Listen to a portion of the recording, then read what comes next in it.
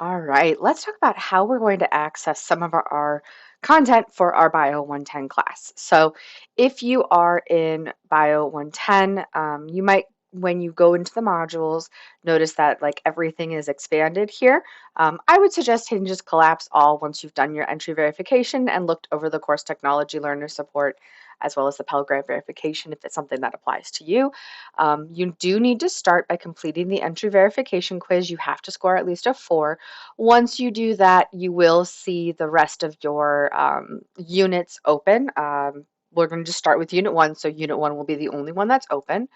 And so when you get into Unit 1, you will find this setup. This is your course. This is the materials that you'll need to do for Unit 1. So everything is put in here by chapter. So Unit 1 covers chapters 1 through 4. And as such, if you were to go through and work through everything under chapter 1 for one of your days of class, whether this is going to be a Monday or a Wednesday, whatever the schedule says, you will be able to then start that course immediately. So you should start by doing the pre-lecture extra credit. It is extra credit. It is a little quiz. You won't see this. It'll show you the actual quiz here. But what you'll see is a video from the Amoeba Sisters with a question. And you answer that question and you can earn some extra credit. So this is going to be, it will work for you. This will be what you'll see for your pre-lecture extra credit. When you have completed that, or if you choose not to complete that, again, that is completely optional, you would go into your lecture materials. Chapter 1 lecture materials will be where you will be able to see the learning outcomes, the things that you are expected to learn from this particular chapter. These are all directly from your textbook. You will have the online version of the textbook, but this is what it looks like. All of these are directly from chapter 1 and have corresponding sections associated to them. So if you're wondering about, like, I don't know the levels of biological organization, one, you're going to watch the lecture video and you'll learn it from there. But if you need to learn more, this is where you go to get that. Okay. So those are your learning outcomes. Those are your objectives for this particular chapter. You will also then find the chapter 1 PowerPoint. So everyone has access to the PowerPoint. The PowerPoint does have additional information in the notes section. So I do suggest having that up, and a lot of people, I suggest printing or having it on a different screen so you can take notes directly on the PowerPoint. I would recommend that. While I do talk to the slides, I don't read you the slides. And so I might talk about stuff that could be on the test that's not necessarily written down on the slide. So you will be expected to still know that. And then while you're watching the lecture video, you can take your notes on the PowerPoint. The lecture video is embedded here at the bottom. As a student, you will need to mark this as done in order to move to the next part. So you'll see at the bottom, there is a mark as done. I really want you to go through, really work on learning this material, and then go ahead and hit mark as done. And you'll then be able to hit next and be taken to the attendance quiz. This is again something that you will need to complete. You can build on previous attempts. So if we go back, for instance, real quick, I just want to show you what happens if you don't mark as done. So if you were to just try to click through to the next thing in Canvas, it will tell you that like you need to complete marking chapter 1 lecture materials as done. And again, it's something that is a way for me to track that you are doing what you're supposed to do. As an online student, watching the lecture videos is really important. And so watching those and then marking those as done is going to be useful for you, because when you get to the next part, this attendance quiz is going to be what is used to count you present in class. So if you were in a seated class for Bio 110, you would receive the same lecture, but during the lecture, you would be answering questions, being asked questions, having some time to do some think, pair, share, and some different things that would be a little more involved because it's a seated class. You would also be counted present for being physically in class. So you going to the lecture counts you as present, the same sort of thing in an online course. So watching the lecture video and then completing the attendance quiz counts you as present. And the attendance quiz, you can retake it, okay? You can have it open In another thing, if you need to go back to the lecture video, like you've watched the lecture video, you took your notes, you go to take the attendance quiz and you feel like you missed something, absolutely, have that video open in another page. That's totally okay. But you should try to be able to do this, and you're not going to have, there's no time limit, there's no attempt limit. You can do this as many times as you need to, and you should build on your past attempts. So that means that if you submit something, you realize that you got something wrong, or you want to answer something better, you can just go and click build on last attempt and just fix or correct your previous attempt.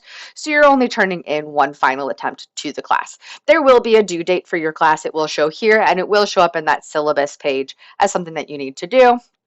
So you will do that. And then after the attendance quiz, you do have homework. So see, it's showing that it's locked because we haven't started the semester yet. But once we start the semester, this will show you that quiz here. So let's leave student view. This is your homework assignment, okay?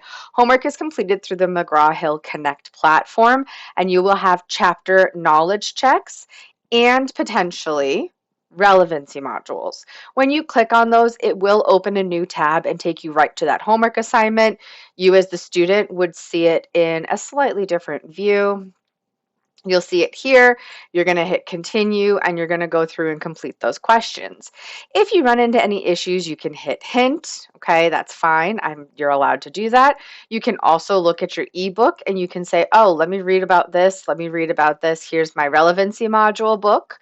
So this particular one is a relevancy module. I might need to open the relevancy module reader and read about, some of the things in there. You can click here and say, oh, I am doing the process of science, the scientific thinking. Here is my work that I need to read. And it's not very long, but it will help you answer those questions if you can't just answer them off the top of your head. You do have 2 attempts per homework assignment, so do make sure that you go through and redo those homework assignments as appropriate so that you can get the full points available to you on those. These are also really meant to just kind of dig into those learning outcomes, those chapter learning outcomes, and help you work through practicing the things that we learned in the lecture. So it's a way to just kind of reassess that. Now, the way that this class is set up for me is that you have a soft and a hard due date for these particular assignments. So while you have a hard due date for the attendance must always be completed on the day that that class is set to run. So by that time period, by 11:59 p.m. on the due date of that lecture, you need to have completed your attendance quiz. By not completing the attendance quiz, you are technically absent for class that day. And while you're allowed so many absences, if you exceed that allowed policy, you will be withdrawn from the course. The homework assignments are going to have a soft and a hard due date. Really, the day you do chapter 1, you should do everything for chapter 1. So you should work your way through this, go through, and then the knowledge check and relevancy module are a way for you to practice what you've learned in lecture that day. Now, if you are a normal functioning adult human being, which a lot of us are, there are things that can come up that can affect our ability to do that. So always make sure that you complete the attendance quiz on time. But if, say, you're supposed to do chapter 1 on Wednesday and you have to take your kid to the doctor's on Wednesday evening because they get sick, and so you couldn't complete the chapter 1 knowledge check or relevancy module, but you have the attendance quiz done, you can go in and do those without a late penalty until the last day of the unit before the exam. So if your exam is on a Wednesday, the Monday before the exam, all of these homework assignments, the knowledge checks and relevancy modules are due.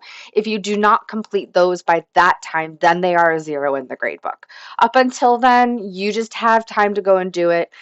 It's about learning your own time management. It's about allowing you to take control of your learning preferences. Some people are like, let me do the attendance quiz one day, let me watch the lecture, and then do the homework the next day after I let it kind of percolate through my mind and hold on to that. That's fantastic. That's kind of how my brain works. I'm someone who would do the pre-lecture, probably do the lecture material, and then do the homework the next day as a way of just kind of like testing my knowledge and checking myself on it. So that's one of the things that you'll see in there. That is the way that all of the chapters are set up for every single unit of biology. So really you have to do everything in chapter 1 one day, chapter 2 the other day, chapter 3 another day, and chapter 4 another day. Really, these are very short chapters. I try to keep them under an hour lecture. If you were in a seated class, you would have an hour and 15 minutes of lecture. And that's because we do a lot more of that kind of interactive aspects that you are going to be expected to do, answering questions and things on your own. There are questions in each lecture that you should be able to answer, so make sure that you can do those. At the end of each unit, I do have an additional resources tab, and this is for some people who maybe just need some additional worksheets for studying or additional videos or things like that. So in Unit 1, worksheets for studying, I do have a couple of things. Like, I like crossword puzzles. I think they're super helpful. So I do have crossword puzzles available here. I also have things like unlabeled eukaryotic cells, so you can actually print those and color them and label them if you want. It's a way to use that as a study tool. So I'm personally a big fan of that, and I find that really helpful. But again, to each their own. Some people really like watching videos, so I do have some of the Amoeba Sisters videos just in here. I find those to be very helpful to a lot of people. I think they're adorable. They're fantastic. They're on the same level of biology that we're doing in our class, but they can animate things in a way that I just don't have the time or inclination. I am not an artist in that sense. So that is something that's there for you. And then in addition, we have some more McGraw-Hill assignments. So we have these things called smart books. Smart books are, again, not a required assignment, but are a fantastic study tool. So these smart books, if I were to say preview and launch it so you can see what it looks like, these are going to be ways that you can check your knowledge. It's kind of like a little self-quiz.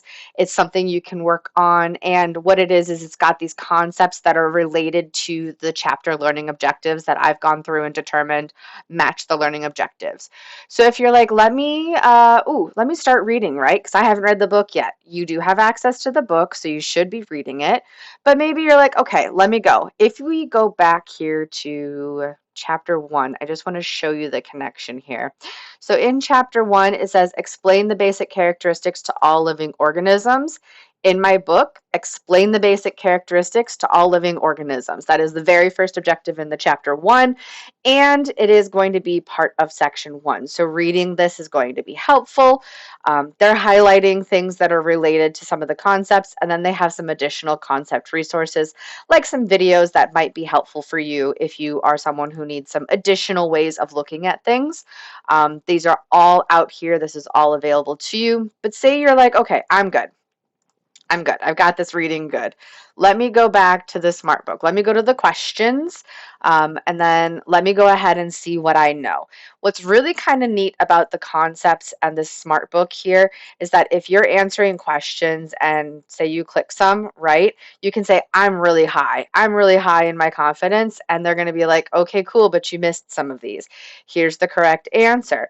And that's okay, because if you get it wrong, it will just cycle through and put a similar question to this in there again, so that you can kind of keep going back and checking your knowledge and understanding.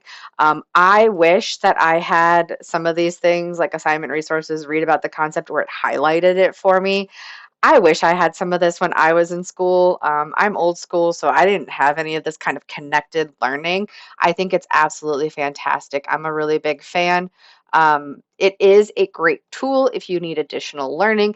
Maybe you don't need that for chapter 1 because maybe, it's pretty self-explanatory. We're learning about certain things, but maybe we get into some of the more difficult concepts this semester in biology and you're like, I need some more help. This is a really wonderful source to start for that additional help. Very powerful tools available to you, as well as then any of the things that I've posted out in that modules thing. I am also your resource, okay? You are not expected to do this on your own, but just make sure that you are utilizing the tools that I've made available to you so that you can be as successful as possible. If you have questions, as always, let me know. Let your instructor know if you are not directly in my class. They have still been using all of the material that I have, so please make sure that you reach out to whoever may be in charge of your class. And thank you. That's going to just be our units of lecture materials, and then we'll talk about labs in another video.